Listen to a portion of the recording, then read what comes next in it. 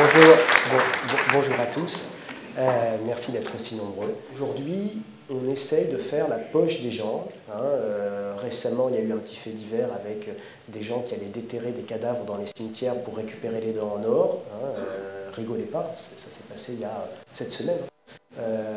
C'était dans le Parisien ou je ne sais plus trop quoi. Donc on est dans une phase de rachat d'or. Pour racheter de l'or à bon compte, il est important, de l'or physique à bon compte, il est important de coiffer son cours et son expression. Pourquoi? Parce que le système monétaire dans lequel on se trouve, il vit ces derniers instants, le système monétaire international va être complètement remodelé. Évidemment, quand un système monétaire international est remodelé, il y a d'abord des enjeux géopolitiques, et puis il y a pour chacun d'entre nous un enjeu économique, c'est-à-dire qu'il y a des fortunes qui vont se faire et d'autres qui vont se défaire. Donc, si on parle de notre pays, je crois qu'il y a une phrase à retenir, c'est vers la grécification de la France. Donc j'avais fait un édito il y a quelques jours intitulé « Bienvenue en Grance », qui était la contraction de France et Grèce. Donc la Grèce nous montre le chemin. Elle nous a montré le chemin pour nos amis espagnols, pour nos Italiens qui sont en train de se grécifier, et puis pour nous qui allons effectivement les rejoindre en 2013 avec l'expression de la politique d'austérité. Aujourd'hui, on vous a parlé d'augmentation d'impôts, et pourtant personne n'a fait de chèque. L'année prochaine, en plus, il va falloir payer. Alors, évidemment, tout ça, ça va faire que politique d'austérité, en fait, c'est contre-productif. On se rend compte que plus on fait d'austérité, plus on augmente les impôts, moins il y a d'impôts qui rentrent. C'est paradoxal, mais c'est assez facile à comprendre. Imposer quelqu'un à 100%, évidemment, il ne va pas travailler. Ça va s'accompagner d'un phénomène que vous voyez déjà, qui est l'augmentation du chômage. Ce qu'il faut que vous sachiez, c'est que si vous regardez les statistiques données par le ministère de l'Emploi, qu'on devrait plutôt appeler le ministère du Chômage actuellement, et par M. Sapin de Noël, on se rend compte que, en réalité, aujourd'hui, les licenciements économiques sont au plus bas, quasiment, dans les statistiques. Donc tous les plans de licenciement, je pense les 8000 gars à l'usine d'Aulnay chez PSA, ce sont des plans qui ne sont pas encore faits. Donc entre le moment où vous en parlez à la télé et le moment où le gars il rentre dans les statistiques parce qu'il vient vraiment pointer au chômage, il va se passer entre 9 et 12 mois. Donc la grosse vague de destruction d'emplois, elle est à venir. Aujourd'hui, ce qui explique l'augmentation très forte du chômage, ce sont les CDD qui ne sont pas reconduits. Donc toute fin de CDD, en gros, vous amène directement à la case chômage. Et ce sont une baisse très importante de l'emploi sous forme d'intérim ou ce genre de choses, donc l'emploi précaire, qui est le premier volant ajustable très rapidement. La récession, évidemment, austérité, augmentation des impôts, baisse du pouvoir d'achat, chômage. A priori, récession, déflation. Récession, déflation égale pour l'or, petit retour à prévoir, soit sur le support noir que vous a montré Trado, qui est la ligne de soutien, soit sur la moyenne mobile. On peut effectivement avoir un mouvement de consolidation dans un premier temps, un premier effet qui se coule. On a peur d'une récession, on a peur donc d'une déflation. Mais en réalité, on voit bien, le remède pour lutter contre la déflation, c'est de toute façon la planche à billets, et ça, à terme, c'est évidemment haussier pour l'or. Alors la récession, le chômage, la baisse des rentrées fiscales, l'augmentation des impôts, tout ça, ça va s'accompagner d'une chute sévère de l'immobilier. N'oubliez pas ce que vous a dit Simone, au-delà de 20% de baisse de l'immobilier, c'est dramatique. Donc aujourd'hui, en province, on est, alors dans les zones un peu rurales, on est à 20% de baisse. Dans certains quartiers pas terribles de villes de province, on est plutôt aux alentours de 15%, et dans les centres-villes, on est entre moins 5 et moins 10%. Ça, ce sont les informations agences immobilières. Pour le moment, Paris résiste, mais Paris résiste que dans les beaux quartiers. Dans les mauvais quartiers de Paris, Paris ne résiste pas du tout. Donc si vous voulez aller acheter votre loft dans le 20e arrondissement, vous pouvez y aller, vous ne ferez pas une bonne affaire. Alors tout ça, ça va s'accompagner, et Simone Wappler, vous l'avez tout à fait bien démontré, il arrive un moment où on ne va plus avoir d'argent. Alors regardez ce qui s'est passé en Grèce, regardez ce qui se passe en Espagne, à un moment donné ou à un autre, est-ce que ce sera en 2013 ou en 2014, Je ne sais pas, mais ce qui est sûr, c'est qu'il va falloir finir par couper dans les dépenses. Et couper dans les dépenses, c'est très compliqué. On coupe quoi comme dépenses? On coupe le RSA? On coupe les allocations chômage? On coupe la CMU? On coupe la prime de rentrée, de rentrée scolaire? On coupe... D'accord? Donc, à un moment donné, ce qu'il faut bien comprendre, c'est que derrière chaque dépense, vous avez des enjeux sociaux qui sont des enjeux forts. Et ça, c'est très important parce que ça va vous amener au dernier point, qui est la montée des tensions sociales. Donc, quand vous voulez savoir ce qui se passe un petit peu en France, n'hésitez pas à regarder ce que les étrangers pensent de nous. C'est un excellent indicateur. Alors, nos amis suisses, ils ont fait un exercice militaire, des manœuvres. Et donc, en fait, le scénario, c'était des émeutes qui se transforment en quasi-guerre civile sur fond de tensions interethniques et interreligieuses suite à un effondrement économique de la zone euro. Ils sont complètement submergés par le flot de réfugiés français qui cherchent par tous les moyens non pas à aller récupérer leur or en Suisse, mais à trouver tout simplement un endroit où ils ne vont pas se faire tuer. Et donc, ça va nécessiter pour l'armée suisse de déployer 200 000 hommes et des drones pour surveiller les frontières. On reviendra en conclusion.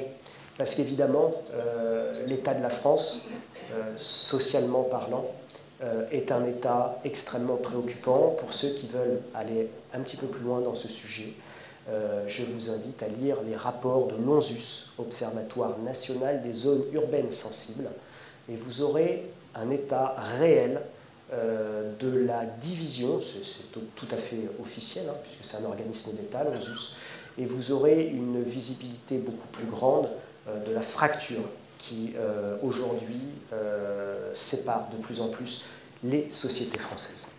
Donc Europe, entre récession et déflation, récession sur fond d'austérité, comme on l'a dit, c'est le cas des États de la Grèce, du Portugal, de l'Italie, de l'Espagne, de la France, etc.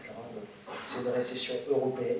Évidemment, l'Allemagne va être touchée. L'Allemagne, c'est un exportateur. Donc, comme tout exportateur, l'Allemagne est encore plus touchée que les autres. Et l'Allemagne va également certainement rentrer en récession. Une montagne de dettes qui ne fait que grossir. Ça, je crois que vous pouvez tous comprendre que depuis aujourd'hui 2007, qui est le début de la crise, non seulement rien n'a été réglé, mais en réalité, il y a tout le temps, tous les jours, chaque semaine qui passe, chaque mois faisant, nous avons plus de dettes que le mois précédent. Et ça depuis 5 ans. Aujourd'hui, l'endettement est tout simplement hors de contrôle. Et ce, partout dans le monde occidental. C'est le cas aux États-Unis, au Japon, en Europe. Et Maquet, vous allez voir, là, j'y vais imprimer plein de billets. Bon, il n'a toujours rien imprimé parce que Angela n'est pas d'accord. Donc une BCE qui aujourd'hui est toujours dans une espèce d'ambiguïté entre volonté de création monétaire et rigueur monétaire. Donc ça nous amène au refus allemand aujourd'hui de la monétisation, c'est-à-dire de l'utilisation immodérée de la planche à billets, ce qui est fait au Japon, en Angleterre et aux États-Unis.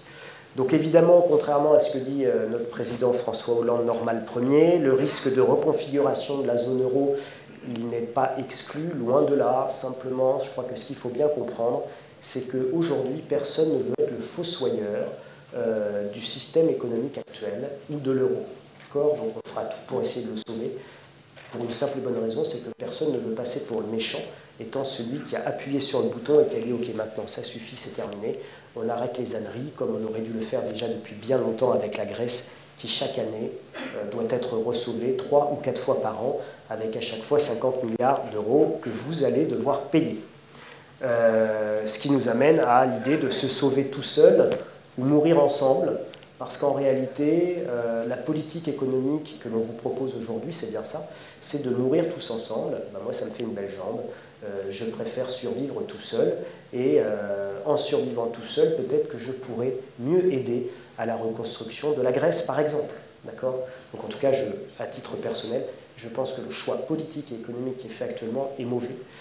il ne faut pas chercher à sauver à tout prix le soldat euro. Et ce soldat euro, il est mort et on devra de toute façon, à un moment donné ou à un autre, en tirer les conclusions et enterrer cette monnaie unique qui ne fonctionne pas pour une raison qui est assez simple finalement. C'est que d'abord, l'euro est une construction politique et pas une construction économique, et que imaginez qu'on puisse avoir une monnaie unique sur 16 ou 17 économies totalement hétérogènes, sans convergence économique préalable, sans union de transfert ou ce genre de choses, ça ne peut pas marcher. L'Italie est une union de transfert. L'Italie du Nord travaille beaucoup, gagne beaucoup d'argent. L'Italie du Sud, ils sont complètement fauchés et ruinés, et ce sont les gens du Nord qui payent pour les gens du Sud. En France, c'est pareil. La France est en elle-même une union de transfert. On prend aux riches, là, ceux qui sont assis dans cette salle, qui ont le droit à placer. Donc on va essayer de vous prendre beaucoup pour essayer d'aller refiler aux pauvres. C'est ce qu'on appelle une union de transfert. Sans mécanisme européen de ce type, où les riches, notamment les Allemands, il faudrait aller leur faire les poches pour filer aux pays du Sud, l'euro, de toute façon, économiquement, ne peut pas fonctionner. Donc 2013, ce sera comme 2012, mais certainement en bien pire. Alors, rapidement sur les États-Unis d'Amérique, on vous parle de la falaise fiscale. En fait, la falaise fiscale, c'est un non-sujet. On s'en fout de la falaise fiscale. Ce qui est important, c'est le gouffre budgétaire américain, 10% du PIB en déficit. Le gouffre de l'endettement US, plus de 100%, pour certaines estimations 120%. Des chiffres inquiétants et une efficacité totale des différents quantitative easing. Plus on injecte de monnaie dans l'économie américaine, finalement on a une stimulation économique extrêmement faible en retour.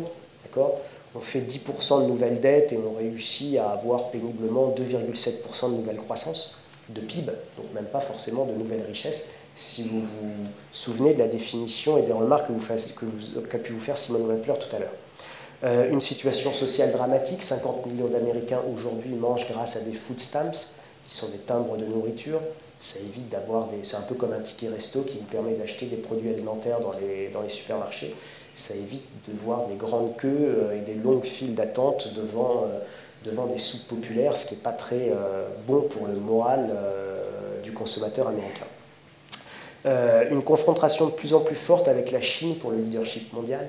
Ça, c'est évidemment l'une des données majeures des années qui viennent.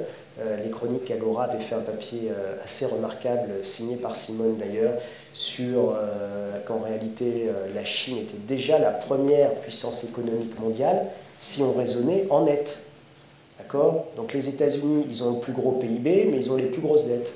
La Chine a un PIB qui est plus petit, mais avec beaucoup moins de dettes. Résultat, en net, la Chine est économiquement aujourd'hui déjà plus puissante que les États-Unis. Je vous invite à lire ce papier, c'était très intéressant.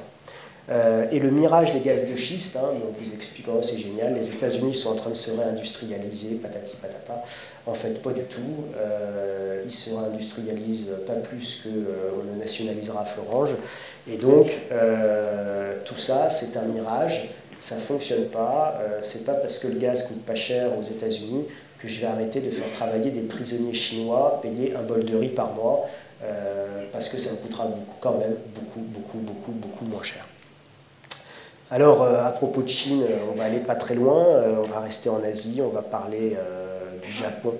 Alors, un Japon qui est en état de faillite complet, un Japon qui est irradié, ils se sont tapés Hiroshima, Nagasaki, Fukushima, jamais 203, ils ont un mauvais karma avec le nucléaire. Aujourd'hui, les balances commerciales du Japon sont déficitaires en raison d'importations, notamment de gaz et de pétrole. Un Japon qui est en surimpression monétaire. Alors eux, ils impriment quelques centaines de milliards, quelques milliers de milliards en fait, de yens, ce qui fait quelques centaines de milliards de yens en euros ou en dollars, à peu près tous les 2 mois. Un Japon en récession malgré la reconstruction. Alors souvenez-vous, on vous disait oh, c'est génial, le tsunami c'est super, bon il y a eu 35 000 morts mais ça on s'en fout, ça a détruit tellement de trucs, il va falloir tout reconstruire, ça va faire de la croissance au Japon. Et bien que nenni. Malgré cet effort de reconstruction, eh ben, en réalité, ils sont en récession. Et un Japon vieillissant, confronté à des problèmes démographiques majeurs. Et oui, en fait, n'oubliez pas que la démographie joue dans l'économie un rôle prépondérant et essentiel. Quand vous avez un pays vieillissant, et très vieillissant, comme c'est le cas du Japon, il y a extrêmement peu d'enfants, vous ne pouvez avoir, a priori, qu'un déclin économique. Ça s'accompagne des collectes d'épargne, de financement de la dépendance, de soins de plus en plus coûteux pour des populations de plus en plus âgées, etc. etc. Donc tout ça, c'est évidemment pas neutre et pas anodin en termes macroéconomiques pour le Japon. Ce qu'il faut savoir, c'est que le Japon, c'est la 3e ou 4e puissance économique mondiale. Donc quand le Japon va mal, ça a un impact dans l'économie mondiale. D'accord ? Et en ça, c'est très intéressant de garder un œil sur ce qui se passe au Japon. Les risques financiers, alors ça sera une grande donnée également de 2013. Donc non, le risque bancaire n'a pas disparu. Simone vous a dit qu'il faut débancariser. Oui, il faut débancariser, ça c'est très important. On reviendra sur quelques recommandations tout à l'heure. Dexia, 21 décembre 2012, les Mayas avaient déjà prévu il y a 2000 ans que Dexia se porterait mal le 21 décembre 2012 et que Dexia allait provoquer la fin du monde, n'est-ce pas, et que la Terre allait s'ouvrir en deux, en tout cas la planète financière, puisque si effectivement on ne sauve pas Dexia, il va falloir trouver 1000 milliards d'euros, ça va faire un petit peu drôle. Donc évidemment, vous savez quoi, on va sauver Dexia, en fait on ne va pas sauver Dexia, vous allez sauver Dexia avec le pognon qu'on va venir prendre dans vos poches. Parce qu'au final, c'est quand même juste ça qui est en train de se passer. La chute de l'immobilier devrait s'amplifier en 2013, super, donc après avoir sauvé Dexia et le Crédit Immobilier de France, il va falloir sauver à peu près toutes les autres banques, parce que vous savez quoi, il n'y a pas de subprime en France, non, il n'y a pas de subprime en France. Le problème, c'est que l'immobilier représente 20% du PIB français. Vous avez entendu ? 20%. Si on a un crack immobilier, une activité immobilière divisée par 2, c'est 10 points de récession. Ah, ça va faire mal. Hein. Ça va faire mal. Alors peut-être que Cécile Duflot va nous faire un nouveau Duflot, le Duflot 2, en nous proposant de louer des appartements qu'on va acheter très très très cher à des gens complètement insolvables, avec un loyer dont on ne devra pas passer un certain prix au mètre carré. Évidemment, vous imaginez, ça va marcher. Hein. Je pense que tout le monde va se précipiter pour faire ce genre de placement. D'où l'idée de Simone de dire on va le rendre obligatoire, ce genre de placement. Hein. Comme vous ne voulez pas le faire vous-même, on va vous désigner volontaire d'office. Alors moi, je pensais qu'il y aurait un crack cette année. Pour ceux qui étaient là à cette même réunion l'année dernière, j'avais dit, voilà, pour moi, en 2012, on verra le CAC à 1800 points. Bon, je me suis un peu planté, hein, il est à 3006, donc à peu près le double, on va dire que ça reste dans la marge d'erreur. Je maintiens cet objectif de 1800 points sur le CAC 40, et puis on pourrait avoir la même chose sur le Dow Jones. Aujourd'hui, les marchés financiers sont tenus en lévitation par de la surimpression monétaire et par les banques qui, en fait, les tiennent à des niveaux élevés de manière complètement artificielle, pour une raison qui est extrêmement simple, c'est que la retraite de monsieur et madame Smith aux États-Unis, c'est que du fonds de pension indexé sur la bourse. Hein, d'accord ? Donc quand monsieur et mrs Smith aux États-Unis, le Dow Jones, il est divisé par 2, sa retraite, elle est divisée par 2, si tant est que le fonds de pension dans lequel elle avait cotisé ce Smith n'avait pas placé que dans un seul titre. D'accord ? Parce que ceux qui avaient que du General Motors, ils n'ont plus de retraite aujourd'hui, il faut qu'ils retravaillent.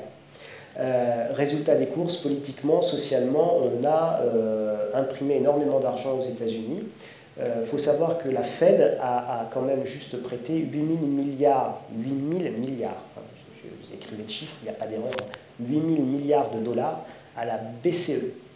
Eh ouais, la Fed fait un chèque de 8 000 milliards de dollars à la BCE qui répartit cet argent. Oui, parce que la BCE, elle n'a pas le droit de créer de la monnaie. Alors c'est les Américains qui créent la monnaie pour nous. Et donc comme ça, évidemment, on maintient tout ça à des niveaux artificiellement élevés. La question, c'est jusqu'à quand ? Voilà. Moi, je pensais que ça craquerait cette année. Ça n'a pas craqué cette année. On peut penser que ça craquera l'an prochain. Ne l'espérons pas. Ce qui est sûr, c'est que tenez-vous éloignés de ces marchés qui sont manipulés et qui ne sont plus le reflet d'une économie réelle. Et enfin, dernier point, une insécurité fiscale totale. D'accord ?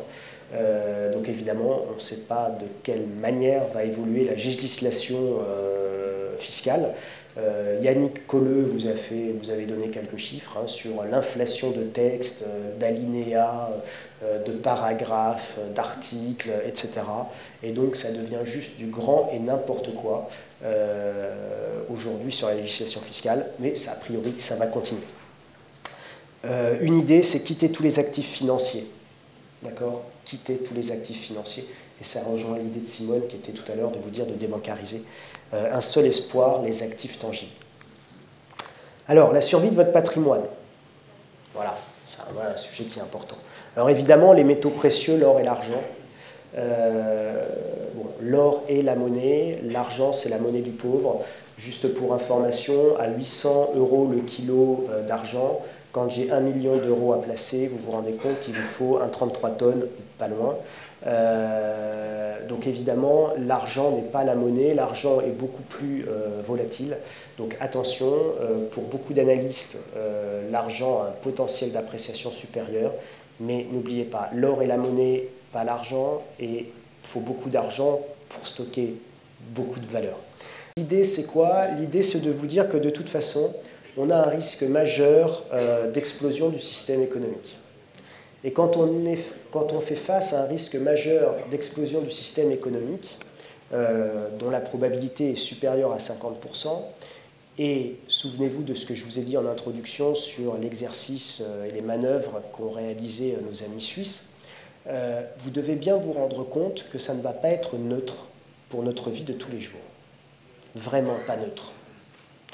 Et que c'est bien d'avoir une vision patrimoniale. Qu'est-ce que je fais de mes sous?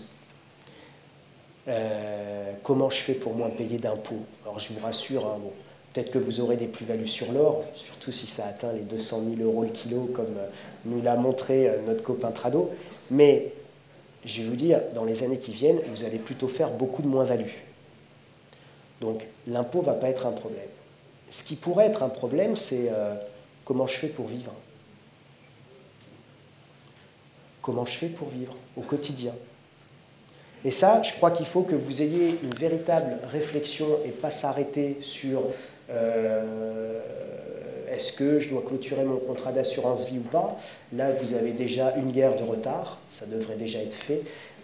Celui qui ne l'a pas fait, qui m'en a parlé tout à l'heure, je le vois me sourire, je ne le dénoncerai pas. Mais si vous voulez vous préparer à la phase d'après, c'est très clairement l'idée de survivalisme patrimonial. D'accord ?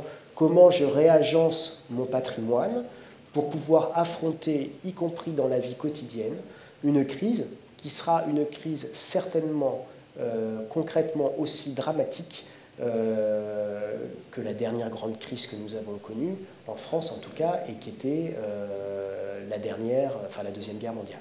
D'accord ?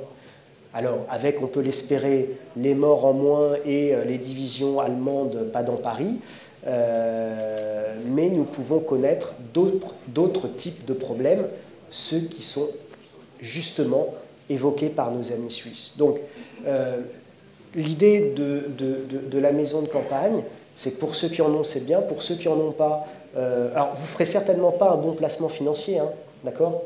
Vous ne ferez certainement pas un bon placement financier. Et l'idée, elle est de vous véhiculer le message suivant. On va rentrer dans un cas extrême, et dans ce cas extrême, vous n'aurez pas de bon placement. Même l'or ne sera pas un bon placement. Oh, merde alors, il vient de se tirer une balle dans le pied. Pourquoi je vous dis ça? Parce que, imaginez le cas le plus extrême, ceux qui ont pu parler de la faillite argentine l'ont très bien évoqué, changer son or, c'est dangereux. D'accord? On peut se faire tuer pour son or. Donc, si vous voulez, il n'y aura aucun, et ça je discutais avec certains d'entre vous en aparté, vous n'avez aucun moyen de vous prémunir à 100%. Simplement, ce qu'il faut essayer de faire, c'est de répartir au mieux de la façon la plus intelligente, en multipliant les points d'accès ou ce genre de choses, et notamment quand on parlait de l'or tout à l'heure avec quelqu'un qui disait mais quel est l'intérêt de la Belgique? L'intérêt de la Belgique, il était effectivement de payer un petit peu moins cher là-bas parce qu'on n'a pas les mêmes frais d'assurance, mais ça on s'en fout de payer 3 ou 5 euros à la limite. Non, ce qui est bien en Belgique, c'est que vous allez être non-résident. Et on peut penser que si le gouvernement belge saisit l'or de ses citoyens, il va commencer d'abord par ses citoyens, et pas par les non-résidents. D'accord? Parce qu'il faut affronter d'autres problèmes juridiques quand on commence à s'occuper des non-résidents. Donc en tant que résident français, vous n'aurez pas votre or en France, donc vous n'aura rien à vous saisir. Et comme vous serez un non-résident belge, a priori, on peut imaginer que vous ne serez pas saisi non plus. Et que ça vous laissera peut-être le temps, et de voir comment OCOF pourra le mettre en œuvre, de venir récupérer ce qui vous appartient et de l'enterrer au fond du jardin.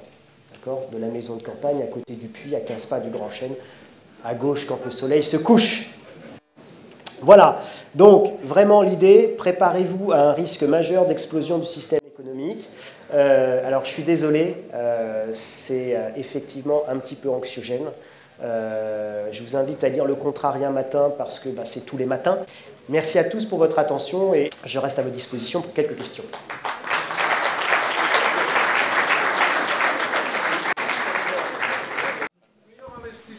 N'est-ce pas, Kalachnikov? Alors, le Kalachnikov n'est pas en vente libre en France, en fait dans certains endroits, et par exemple à Marseille, c'est en vente libre, mais je plaisante, est-ce que c'est pas un meilleur investissement? Non, on n'est pas aux États-Unis d'Amérique. D'accord? Bon. Non. Alors, sur la sécurité, je vais apporter une réponse très simple. Je dis simplement, à mon sens, la sécurité en France sera assurée. D'accord? Nous avons 600 000 personnes dans les membres de police et de gendarmerie, quand on fait l'addition de tout ça. Ce sera peut-être effectivement l'état d'urgence, le droit de tirer à vue, tout ce que vous voulez. On aura peut-être 15 jours ou 3 semaines difficiles. Votre mère a connu la crise de 1929. Est-ce que vous pouvez nous donner son sentiment sur votre analyse? Papa n'a acheté que lui.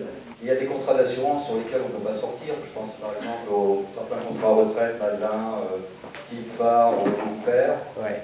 Il n'est pas possible de sortir de ça. Non, puisque vous ne vouliez pas payer d'impôts. Ouais. Donc vous vous êtes fait avoir. Et c'est la même chose avec ceux qui ont investi sous les lois Ponce dans les dom-toms sur la défisque immobilière. D'accord?